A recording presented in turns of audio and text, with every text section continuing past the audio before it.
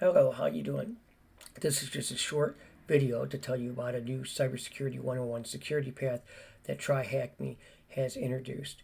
If it's something you think that you'd be interested in, head over to tryhackme.com. You can create an account, view the learning path for Security 101.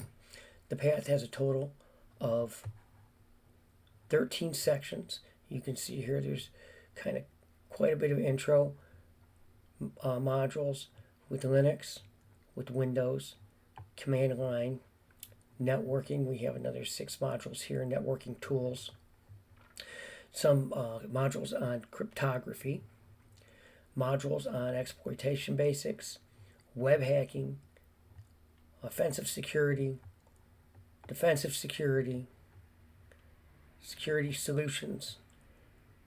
What do we got here? Defensive security tooling, and finally build your own cybersecurity career. If it's something you think that you're interested in, head over to tryhackme.com and take a look at what they're offering. Thanks for looking. I'll give you an update on how it's working out for me. See ya.